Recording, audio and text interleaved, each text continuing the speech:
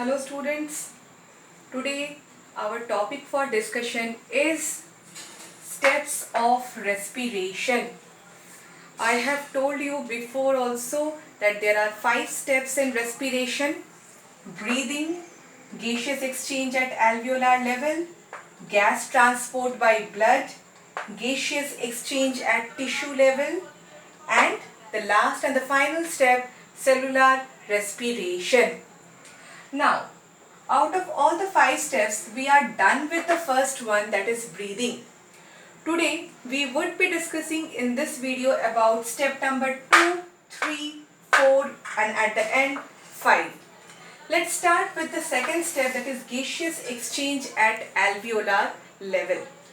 Now, we know that the inhaled air first enters our nostrils, then from nostril it goes to the nasal cavity, then to the pharynx, then to the larynx, then to the trachea, bronchus, bronchiole, and finally to this alveoli.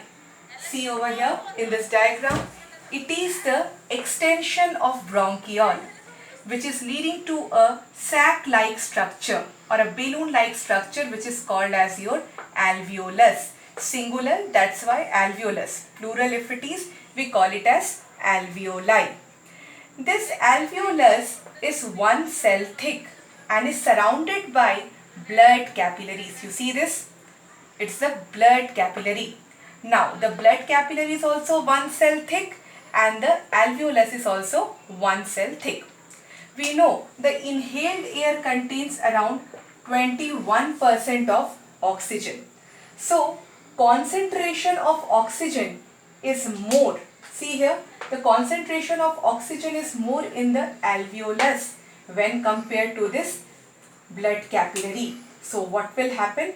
Gaseous exchange will happen.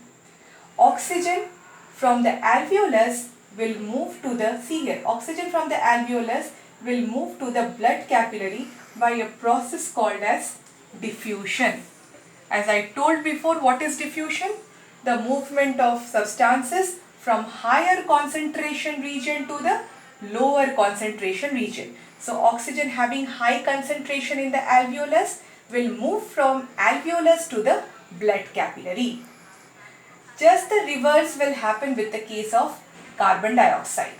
Carbon dioxide concentration is more in the blood capillary over here and less inside the alveolus. So, again by the process of diffusion, this carbon dioxide will move from the capillary into the alveolus. So, you can see the gaseous exchange is occurring at the alveolar level.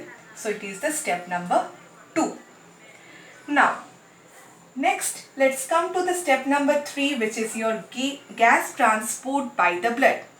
As just now we saw, oxygen has moved from the alveolus into the blood capillary.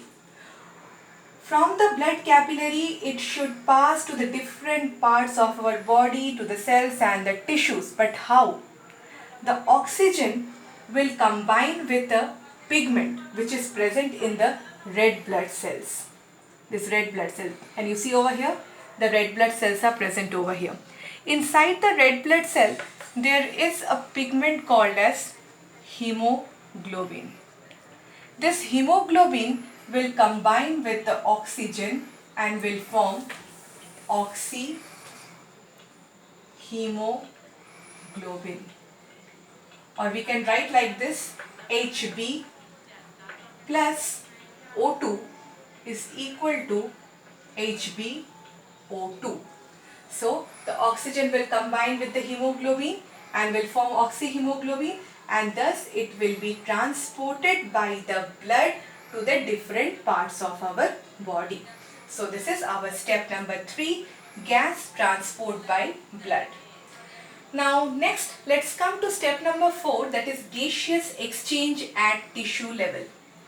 As I told, the oxygen will be carried by this hemoglobin as it is combined to form oxyhemoglobin. Now it will come near to the cells. It is our cell. Let us assume that it's a cell. The cell is surrounded by blood capillary.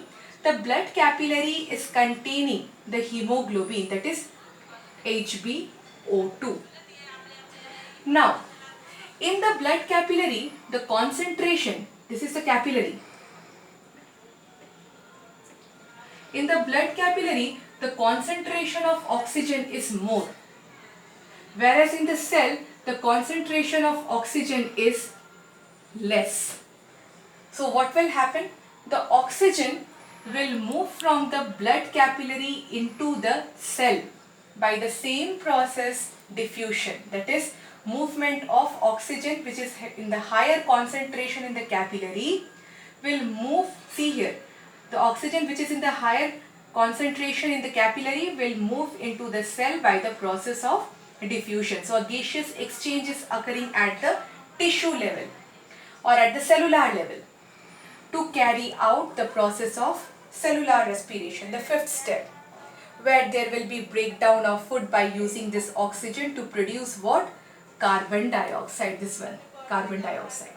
Now, inside the cell, definitely because of this cellular respiration, the concentration of carbon dioxide is more. So inside the cell, the CO2 concentration is more when compared to the blood capillary. So by the process of diffusion, the carbon dioxide will move from the cell to the capillary. Now, in the capillary, this carbon dioxide will combine with hemoglobin to form carb amino hemoglobin, and thus it will travel to the capillary which is surrounding the alveoli. The CO2 concentration being high in the blood capillary will be, so the CO2 will diffuse from the capillary into the alveolus. Gaseous exchange will happen. So these are the second, third and fourth step of respiration. The second and the fourth step is mainly based on this principle of diffusion, that is concentration difference. The gas will move from the higher concentration region to the lower concentration region. This step number 2 and step number 4 is based on that. And gas transport by blood, how it will be happening? Because of the pigment hemoglobin. Oxygen will combine with hemoglobin to form oxyhemoglobin, HbO2, and carbon dioxide will be combining with the hemoglobin when it comes out from the cell into the blood capillary to form carb amino hemoglobin. Now let's see the final step of respiration, which is your cellular respiration. Okay, so the final step of respiration is what? This cellular respiration. This is the most vital step of respiration. Why so? Because it is involved with the production of energy. I have told you before what actually is cellular respiration, where it occurs. The cellular respiration occurs in the cells, where the food is broken down with the use of oxygen. You have seen how the oxygen has entered the alveoli, gaseous exchange happened, the oxygen traveled the entire distance via blood by combining with hemoglobin, and then it entered the cell, the second, third and the fourth step. Now finally the oxygen has reached the cells. Now this oxygen will help in the breakdown of the food in the cells to produce carbon dioxide, water and energy. So this is what is our cellular respiration. And this cellular respiration is actually comprises of a series of reactions which are catalyzed or which are monitored by certain enzymes. Based upon the availability of oxygen, this cellular respiration is of two types: aerobic respiration and anaerobic respiration.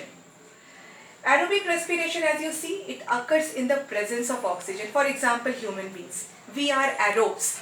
That is, for us, oxygen is required for carrying out the process of respiration, cellular respiration.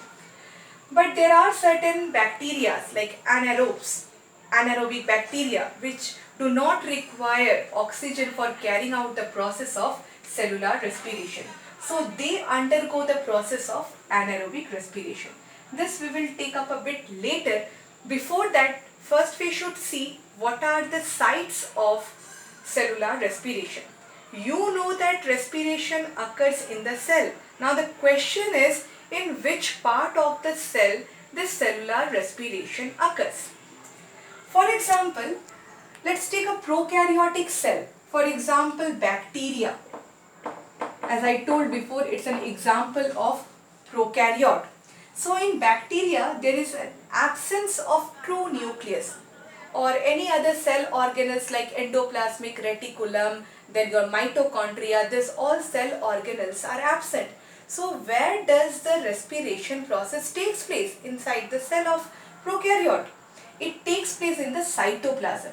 So in prokaryotic cell, the site of respiration is cytoplasm. But if we go to an eukaryotic cell, like we are eukaryotes, our cells, eukaryotic cells, as you see, it has a true nucleus, and along with that it has certain cell organelles, like this is mitochondria. So as I told that cellular respiration, it comprises of many steps. The two vital steps are step number 1, glycolysis in cellular respiration, and the second step is Krebs cycle.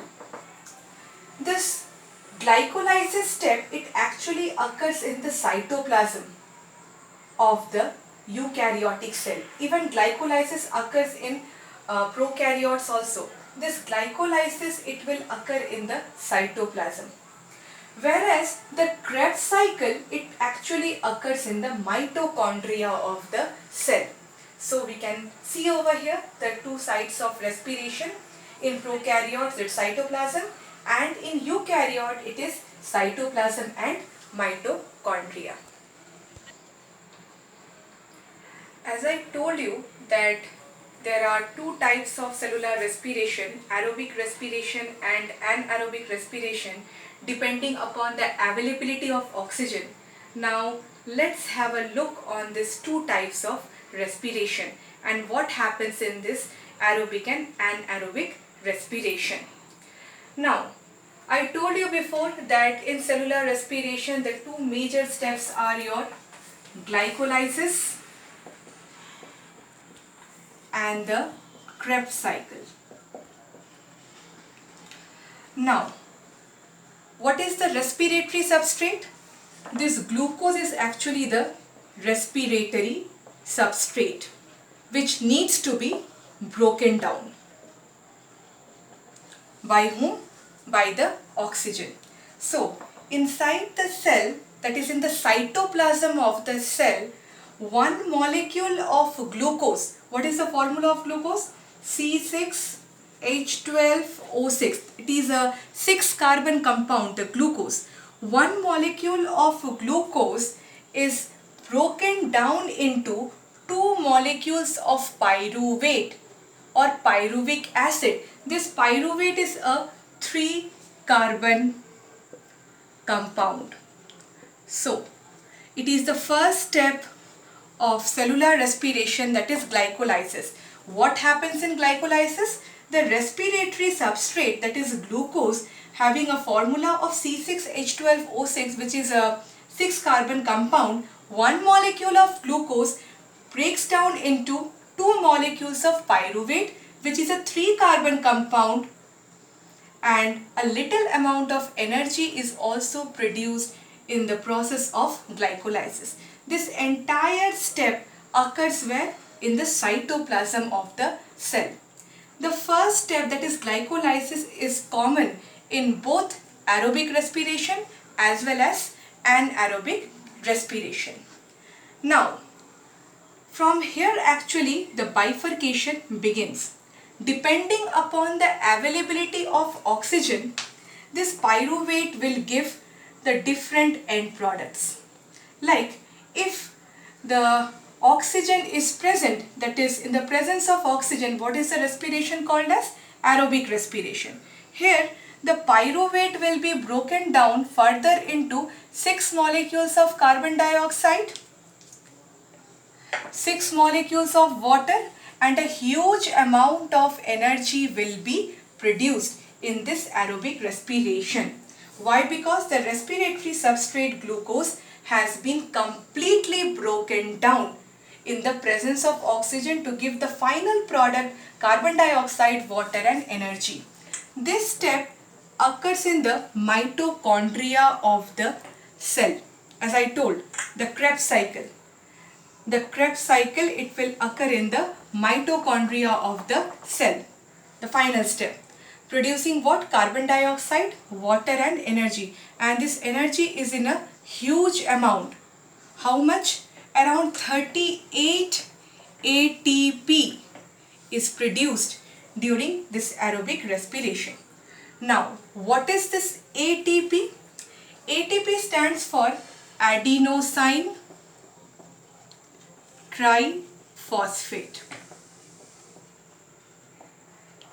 You can see it is the ATP molecule. It is the adenosine part, and these are the 3 phosphates, 1, 2, 3, and this is a phosphate bond. So adenosine 1, 2, 3, adenosine triphosphate. Now this adenosine triphosphate, where it is being produced? This adenosine triphosphate is produced in the mitochondria of the cell, and there it remains stored. That is why this mitochondria is called as the powerhouse of the cell, and this ATP is called as the energy currency of the cell. Now, whenever the cell requires the energy, this ATP, that is adenosine triphosphate, it needs to be broken down into ADP and inorganic phosphate. How? The terminal phosphate bond, this is the phosphate bond, the terminal phosphate bond will break, and thus the ATP will now become adenosine 1,2 diphosphate. That is, ATP will change into ADP and one of the phosphate, that is inorganic phosphate. So thus the energy will be released. And how much amount of energy will be released? Around 7,000 calories of energy will be released on breaking this phosphate bond. So you can imagine how much amount of energy is being produced in this aerobic respiration. So once again, in the aerobic respiration, first the respiratory substrate glucose is broken down into pyruvate and little amount of energy. The process is glycolysis, where it occurs in the cytoplasm. Then the pyruvate will be broken down further into 6 molecules of carbon dioxide, 6 molecules of water, and 38 adenosine triphosphate, a huge amount of energy. Where it will occur? It will occur in the mitochondria of the cell, and the process is called as Krebs cycle. In your higher classes, you will be having a much more idea about this Krebs cycle. Now, let's move to the other type of respiration, which is called as your anaerobic respiration. Before moving into that, this aerobic respiration, as before I told, where it occurs in human beings, in higher plants. Here, which kind of respiration occurs? Aerobic respiration, and that's why those organisms are called as your aerobes. The organisms which undergo aerobic respiration are called as your aerobes. Now, the next type of respiration is your anaerobic respiration. You can see, in the absence of oxygen. So, in anaerobic respiration, the first step, that is glycolysis, will occur. Where it will occur? In the cytoplasm. 1 molecule of glucose will be converted into 2 molecules of pyruvate. Now from here, let's see. There are certain anaerobic bacteria. When they undergo the process of anaerobic respiration, the pyruvate gets converted into lactic acid and energy. These products are not only obtained in case of bacteria, but in us also sometimes anaerobic respiration occurs. Though we are aerobes, but in some cases anaerobic respiration occurs in our muscle cells. We'll take that topic a little bit later after completion of this part. So lactic acid and energy are the product. Here the pyruvate gets converted into two molecules of lactic acid or lactate and two ATPs are generated. See the difference. In aerobic respiration 38 ATPs were generated, whereas in anaerobic respiration only 2 ATPs are generated. Why? Because there is partial breakdown of this respiratory substrate. Now, coming to another type of anaerobic respiration which is generally seen in yeast. What is yeast? Yeast is a unicellular fungus. Here the glucose will be converted into pyruvate and all, and then finally it will be converted into two molecules of ethanol, C2H5OH hydroxyl group, carbon dioxide and energy. That is two molecules of ethanol, two molecules of carbon dioxide, and here also two ATPs. This process is called as your fermentation. We won't be calling it as Krebs cycle. Krebs cycle is occurring in the aerobic respiration. In the second case where the byproducts are your ethanol, carbon dioxide and energy, we call that process as fermentation. What is fermentation? The process of conversion of glucose or sugar molecules into alcohol, that is ethanol, carbon dioxide and heat energy, is called as the fermentation process. This fermentation we have seen in the production of wine. For the production of wine, the process which is used is your fermentation process. Now, as we are done with this aerobic and anaerobic respiration part, a question can be asked to you that differentiate between aerobic and anaerobic respiration. You yourself can give out the answers because in each and every step I was giving you the difference. The basic difference between the aerobic and anaerobic respiration is what? In aerobic respiration, oxygen is required. This one, oxygen is required. In anaerobic respiration, see here, oxygen is not required. That is, it occurs in the absence of oxygen.